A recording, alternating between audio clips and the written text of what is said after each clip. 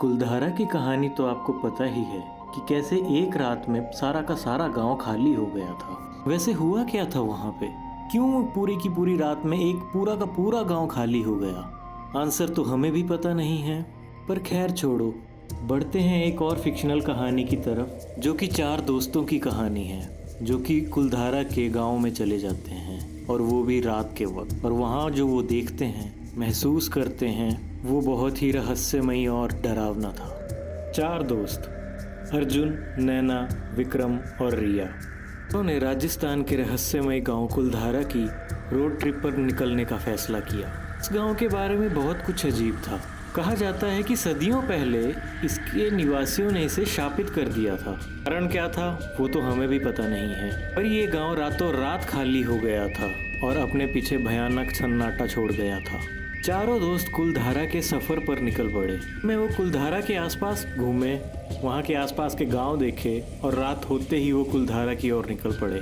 जैसे ही चारों कुलधारा के बाहरी इलाके के पास पहुंचे, उन्होंने महसूस किया कि कुलधारा की हवा बेचैन सी हो गई है। चांद की रोशनी जैसे ही कुलधारा के टूटे फूटे घरों पर पड़ी तो वहाँ एक डरावना माहौल बन गया था।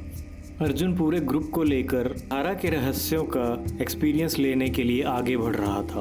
उन्होंने जैसे ही अपनी कार गांव के पास खड़ी की, वहां साथ में जंग लगा बोर्ड पड़ा हुआ था जिस पर लिखा हुआ था कुलधारा। रात के साथ साथ उनका डर भी बढ़ रहा था। हर कदम पर भूतिया गांव की खामोशी गूंज रही थी। टूटे हुए दरवाजे हवा में चरमरा रहे थे और पूरा ग्रुप ये कह रहा था कि उनके साथ कोई है। कोई दबी आवाज में उनसे कोई बात कर रहा है। दबी आवाज में वो आवाजें उनसे वापस जाने को कह रही थी। डरों के बीच गांव के चौराहे पर उन्हें एक प्राचीन कुआं मिला। तभी उन्होंने नीचे झांका, पानी एक अजीब ढंग से चमक उठा। से वो सारे बड़े बेचैन हो गए। उनकी जिज्ञासा कुलधारा में उन्हें और गहराई तक ले गई। बीच में ही उनकी नजर एक मंदिर पर पड़ी। वो मंदिर बड़ा ही भयानक लग रहा था। भयानक नक्काशी से सजा दरवाजा कराते हुए खुल गया, मानो उन्हें अंदर बुला रहा हो। चीज बिल्कुल भी ठीक नहीं लगी, पर फिर भी वो आगे बढ़ते रहे। एक पुरानी किताब मिली जहाँ कुलधारा में आए उस शाप के बारे में बताया गया था। शापित प्रेम कहानी से पैदा हुआ अभिशाप। जैसे ही दोस्तों ने कहानी पढ़ी, कमरे का तापमान ठंडा हो गया। एक अजीब सी काली सी परछाइयाँ दीवारों पर आकर नाचने लग गई। में एक अजीब सी बेचैनी छा रही थी और वो और घनी होती जा रही थी। अचानक मंदिर का दरवाजा जोर से बंद हो गया, जिससे वे अंदर फंस गए। उनकी टॉर्च टिमटिमा रही थी। आती टॉर्च की रोशनी एक छाया पर पड़ी तो अंदर दहशत फैल गई उनके। भागने की बेताब कोशिश में उन्होंने दूर से अपना नाम पुकारते हुए एक धीमी आवाज सुनी। भूतिया आवाजों का पीछा करते हुए वे गांव के बाहरी इलाके में पहुंच गए, जहां परछाइयां इंसान की शक्ल लेती दिख रही थी, मगर उन्होंने इंसान की शक्ल पूरी तरह ली नहीं थी। उन परछाइयों ने विश्वासघात और त्रासदी की कहानी सुनाई, उस शापित कहानी का खुलासा किया जिसने उन्हें कुलधारा तक बांध दिया था। शाप था एक मासूम लड़की मोहिनी का, जिसकी जिंदगी वहीं के रहने वाले एक अय्याश वैशी दरिंदे डागर की बुरी नज़र ने तबाह कर डाली और पूरा गांव देखता रह गया। वो दरिंदा इसे पा नहीं सका, इसीलिए उसने सबके सामने उसे मार डाला। उसकी मदद करने कोई नहीं आया, इसीलिए उसने सभी गांव वालों को यहाँ पर मरने के बाद भी भटकने का शाप दे दिया।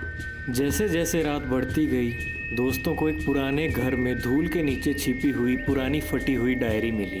इसमें उस शाप के तोड़ के बारे में बताया गया है जो गांव वालों को इस अभिशाप की ओर ले गया।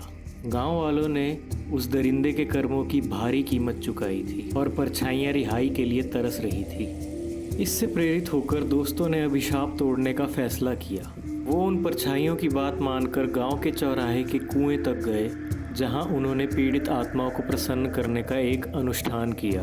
मगर कुछ आत्माएं नहीं थी जो चाहती थी कि ये गांव की हालत ठीक हो, इसीलिए वो उन चारों के किए गए अनुष्ठान में रुकावट पैदा करने की कोशिश करती। मगर दोस्तों का हौसला बुलंद था और उन्होंने हार ना मानकर कभी उग्रम विष्णु महामंत्र का जाप किया और कभी हनुमान चालीसा का, और आने वाली बाधा को दूर किया, और इसी तरीके से वो श्राप को तोड़ पाए। हवा ऊर्जा से भर गई और परछाइयां धीरे धीरे चली गई और अपने पीछे गहरा सन्नाटा छोड़ गई। शाम फटने के साथ ही दोस्तों को अपने कंधों से एक बोझ उतरता हुआ महसूस हुआ।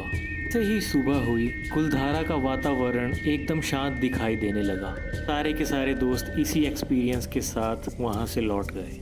जैसे ही वे गांव से चले गए, एक हल्की धीमी आवाज़ हवा में गूंजती रही और उन चारों से कहने लगी कि तुम्हें ऐसा नहीं करना चाहिए था। कुलधारा रहस्यमय बना रहा। भूतों को तो शांति मिल गई थी, मगर वो कौन था जो नहीं चाहता था ऐसा हो, ये अभी तक रहस्य है।